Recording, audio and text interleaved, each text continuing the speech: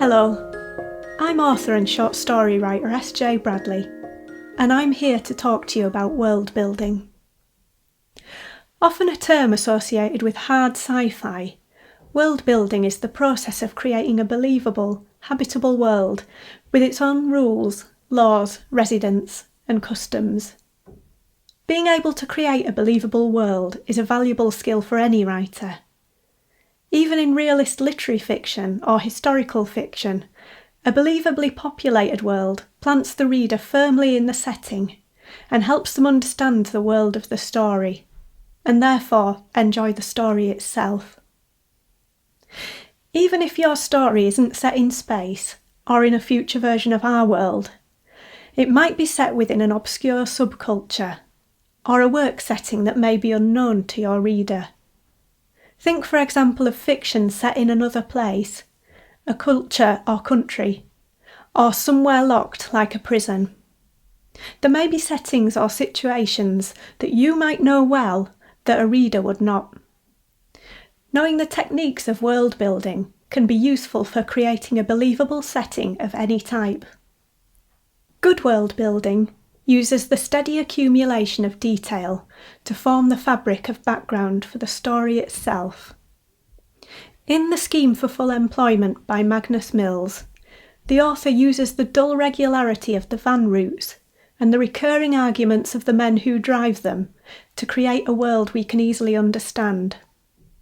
In the novel, set in a world very like our own, workers pick up a univan from a depot, which they then drive out to warehouses to deliver parts for other univans. The workers' infighting and eventually factionalist struggle over whether they should be allowed to leave work 10 minutes early each day is so intimately created that it feels both queasily exotic at the same time as feeling incredibly familiar. An important thing to remember is that though the setting may allow the story to happen and may form an aspect of the story, the setting itself is not the story. As well as steady accumulation of detail, good world building has internal logic. The rules, logics, and customs created by the author apply uniformly throughout the story world, with no surprises.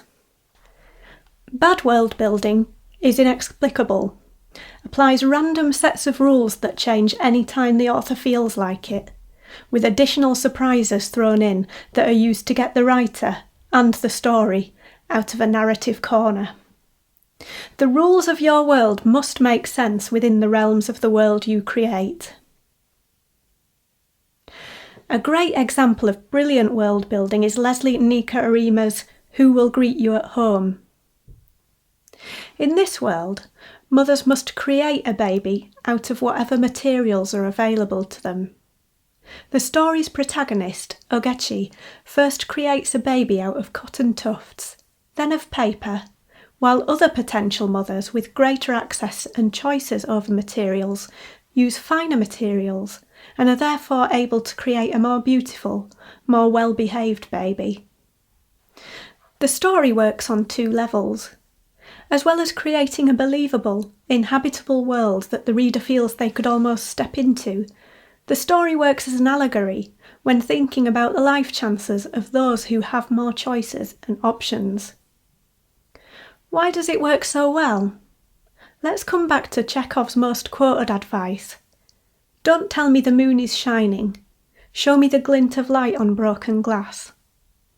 Instead of spending a long time explaining the rules of the world, Arima shows us their consequences and their effects on the women who live there. Whether creating realist fiction or speculative and magic realist fiction, it is important not to get too bogged down in detail so as to let the story breathe. Give your reader an entry point into the world, some prism through which they will be able to understand and experience it. A world that is too inexplicable can be disorienting and hard to understand.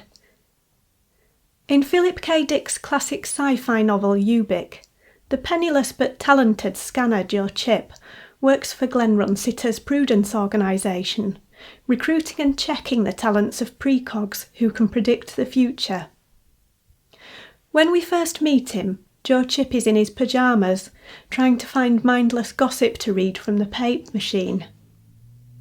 Chip is useless with money, and when he hears a knock at the door, he can't afford the 10 cents it would cost to open it to see who's there. Though the world created by Dick is very different from our own, he creates these entry points which make it easy to understand and relate to. In Glen Runsiter, Chip's boss, we meet a man grieving for his dead wife. That although the rules of this world allow her consciousness to be revived for short periods of time so she can speak to her still living husband, her life force is fading, and we understand that the day will come when Runsiter will have to say goodbye to her for good, as a widower would in our world. In creating Chip's world, Dick creates a character understandable to us. A man who is exceptionally talented in one area of life, but completely incompetent in others. A useless man-child who can't hold on to money without spending it, with sometimes disastrous results. Dick creates the rules and customs of the world with quick elegance. Characters use a vidphone to talk to one another, a speak tube to speak through closed doors. Chip lives in a connapt. All short portmanteaus of existing words that quickly give us a clue as to what these inventions are. Where not immediately obvious, and a bit of work is required on the part of the reader, we can quickly understand by context. Each chapter is prefaced by a bit of advertising spiel for a product called Ubic, a wonder product which seemingly can do anything and be used anywhere. The repetition of this device speaks to the nature of the corporations which rule the story world Dick has created, and also give us a clue as to how their products pervade the world. They are ubic, a play on the word ubiquitous. No matter what inventions or settings Dick creates for his characters, we understand and relate to them through the parts of the world we do understand. Grieving for somebody who is lost, as Glen Runsiter does, or not having enough money, as Joe Chip does. Spending time working out the specifics of your world before starting to write can be useful. If you know a lot about each aspect of this world intimately, even if you don't use every aspect, this can give you the framework you need to create your story. Sometimes it can be useful to start from the basics. How do your characters get their food? Where do they live? How do they live? How do they get around? And work from these down to smaller details such as how their homes look, what transactional currencies they might use, if any. I hope this video has given you some ideas about how you can go about creating a world for your stories, and some practical techniques you can use to get started.